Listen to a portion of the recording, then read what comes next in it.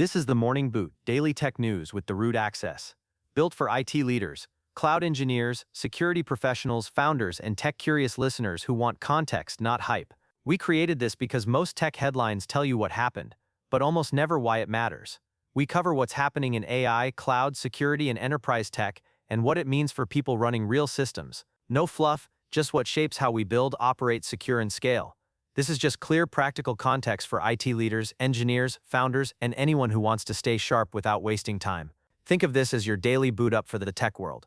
This is our first episode, and a bit different. No news, and today we start this show with what matters most: communication in IT, and that's all. It is 9 a.m. 31st January 2026 in California. Let's start with what matters. Let's talk about communication, not presentation skills, not slide design. Communication that actually works in IT.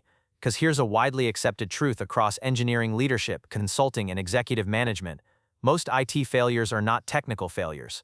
They are communication failures. Projects don't fail because the cloud architecture was impossible. They fail because expectations were unclear, risk wasn't framed, trade-offs weren't explained, and decisions were made without shared understanding. So today I want to give you a practical framework for communicating with IT executives, engineers, security teams, founders, and decision makers without wasting mental energy, without vague language, and without losing control of your narrative. We're going to start with the single most important rule: always have an executive summary. Always. Whether you're talking to a CIO, a security architect, a startup founder, or a senior engineer, your audience wants orientation before detail. This is not opinion. This is supported by decades of cognitive psychology and executive communication research. Human working memory is limited.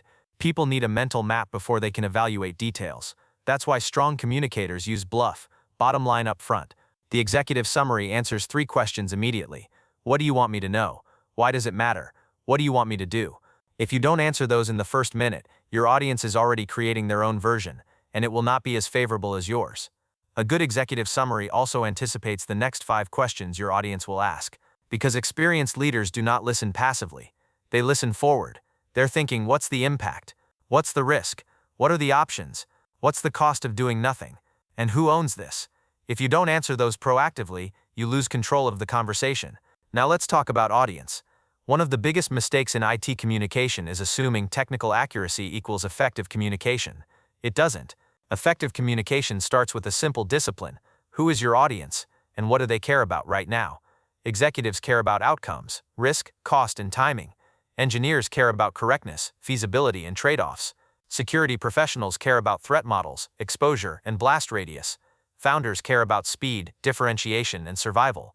Technology enthusiasts care about learning and insight. Same topic, different mental filters. If you don't consciously tailor your message, your audience will tune out, even if you are technically correct.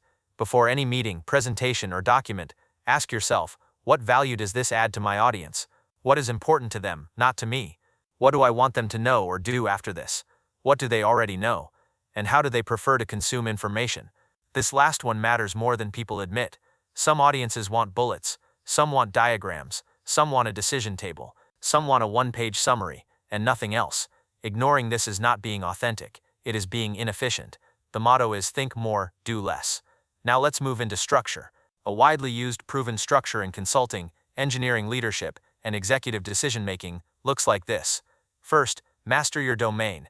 If you don't understand the problem deeply, no communication technique will save you.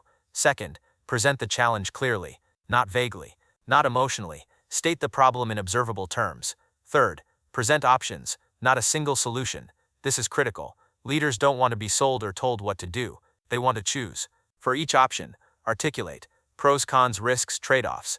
Then and only then make a recommendation. Why, what, and how, in that order. And always project an ownership mindset. When you do this, you signal competence, credibility, and respect for your audience's judgment. This brings us to a powerful operational lens: ESAM. Eliminate, simplify, automate, manage. This is a widely accepted prioritization model in operations and systems engineering.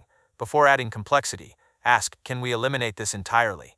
If not, can we simplify it? If not, can we automate it? And only then do we manage it operationally. If you walk into a meeting proposing management before elimination or simplification, experienced leaders will immediately know you haven't thought deeply enough. Now let's talk about plans. This is non-negotiable. A plan without an owner is not a plan. A plan without a timeline is not a plan. A plan without accountability is just an idea. Widely accepted program management standards across technology, construction, healthcare, and defense agree on this. Every plan must have a named owner, a clear outcome, and an estimated time to achieve it. If you cannot say who owns it and by when, you are not ready to present it. Let's address precision. Avoid vague terms. Words like soon, improved, optimized, robust, best practice. These words mean nothing unless defined. Precision builds trust. Vagueness erodes it. Also, do not use acronyms that are not globally known. If you must use one, expand it the first time.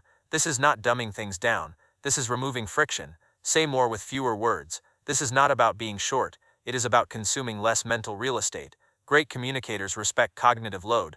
Grant they use lists. They use sequence. They use priority. They control order intentionally. They do not ramble and hope clarity emerges. Clarity is designed. Another overlooked skill, narrative control. Your audience will focus on something. If you don't guide that focus, they will choose it themselves. This is why effective communicators use visual emphasis, structure, and repetition, sparingly and intentionally. You decide what matters most. You highlight it. You repeat it. You anchor decisions to it. That is leadership communication. Now, feedback. This part is uncomfortable but critical. When feedback is given, don't just listen to what people say. Listen to what they mean. If someone says this feels unclear, they may mean I don't see the risk. I don't trust the assumptions. I don't understand my role. Don't look where they point. See what they see. This is a widely taught principle in negotiation, user experience design, and leadership coaching. The words are the surface. The meaning is underneath. And finally, be a jerk to yourself. Review your work repeatedly. Check flow. Check sequence. Check priority. Ask yourself, is this the right order? Is this precise? Does every point earn its place? Self-critique is not self-doubt. It is professional discipline. The best communicators you admire are not naturally gifted. They are relentlessly edited. So let me leave you with this. Communication in IT is not about sounding smart. It is about creating shared understanding. It is about helping people make better decisions faster, with less friction and less risk. If you master executive summaries, use bluff, anticipate questions, present options with trade-offs, assign owners and timelines, and respect your audience's cognitive load, you will stand out, not because you talk more, but because you make things clearer. That's the standard, and that's where we'll leave it for today. Thank you for listening.